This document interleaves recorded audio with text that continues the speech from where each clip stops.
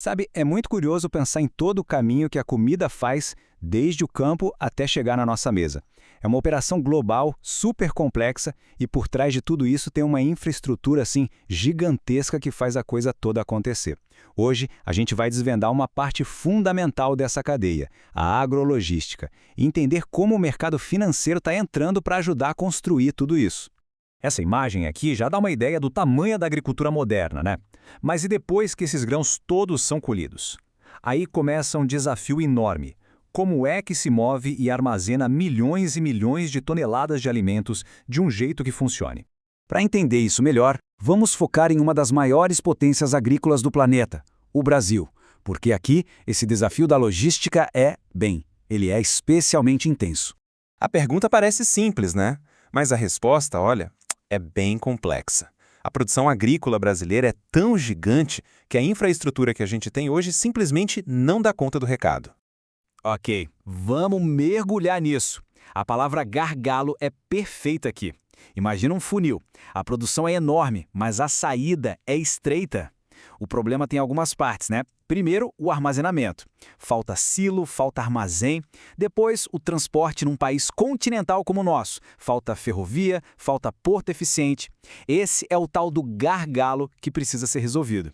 E é exatamente aqui que uma solução financeira moderna entra em campo. Vamos dar uma olhada em como o mercado de capitais está atacando esse problema de infraestrutura de frente. A ferramenta principal para isso é o Fiagro. Pensa nele como um fundo que junta o dinheiro de um monte de investidores para aplicar especificamente em coisas do agronegócio, desde a terra até a logística. E o nosso estudo de casa de hoje é um exemplo bem específico, o BTAL11. Esse é o código de negociação de um fundo que foca, adivinha onde? Exatamente no gargalo que a gente acabou de falar, a logística. E a missão do fundo, olha só nas palavras deles mesmos, não poderia ser mais direta.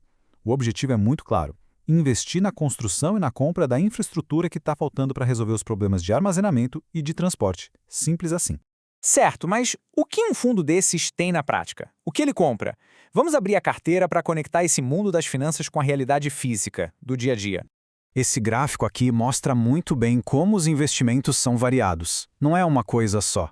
A gente vê terminais que conectam estradas com ferrovias, centros que recebem os grãos, armazéns com refrigeração para produtos mais sensíveis, e por aí vai. É um portfólio bem diversificado para atacar o problema por vários lados. Mas sabe como é? Gráfico é uma coisa. Vamos ver como esses ativos são de verdade, na prática, no meio da cadeia de produção. Aqui está a conexão. De um lado, a produção rolando no campo. Do outro, a infraestrutura que foi financiada pelo fundo prontinha para receber, guardar e escoar essa produção toda. É a ponte, literalmente, entre a fazenda e o mercado. E a gente não está falando de coisas abstratas, não. São lugares de verdade, com CEP e tudo. Um armazém lá em Mato Grosso, um terminal em Minas Gerais, um porto no Espírito Santo. Cada um deles é uma peça real nesse quebra-cabeça da logística do nosso agronegócio. Agora que a gente já viu o que eles compram, vamos entender a escala disso. Quais são os números por trás desse fundo que mostram o tamanho e o desempenho dele? Bom, a carteira tem 11 ativos estratégicos, todos eles localizados em pontos-chave da malha logística do agro brasileiro. Somando tudo, esses ativos têm uma capacidade de guardar, olha isso, 450 mil toneladas. Para ter uma ideia do que é isso, dá para encher milhares e milhares de caminhões de grãos. Mostra bem o tamanho do impacto, né? E quem é que financia tudo isso? Não é um único grande investidor, não. É um grupo de mais de 37 mil cotistas, ou seja, pessoas físicas e também investidores institucionais. E qual o retorno disso para essa galera que investe? O famoso dividend yield, que é aquela relação entre o que foi pago e o preço da cota, chegou a mais de 13% ao ano na data do relatório. É um indicador bem forte do desempenho financeiro. E esse gráfico aqui mostra a consistência dos pagamentos mais recentes para os investidores, com uma distribuição ali de R$ 1 por cota nos últimos meses que foram registrados.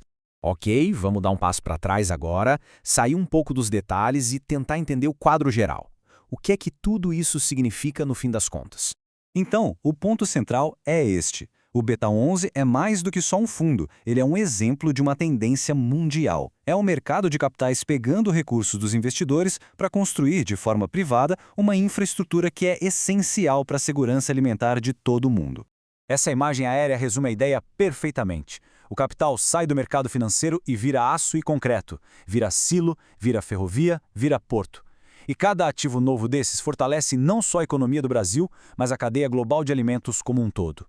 Isso tudo nos deixa com uma pergunta para o futuro. Com a população mundial crescendo e a demanda por alimentos só aumentando, será que esses modelos de financiamento inovadores são a resposta para construir a logística que o planeta vai precisar para se alimentar? É algo que, com certeza, vale a pena a gente pensar.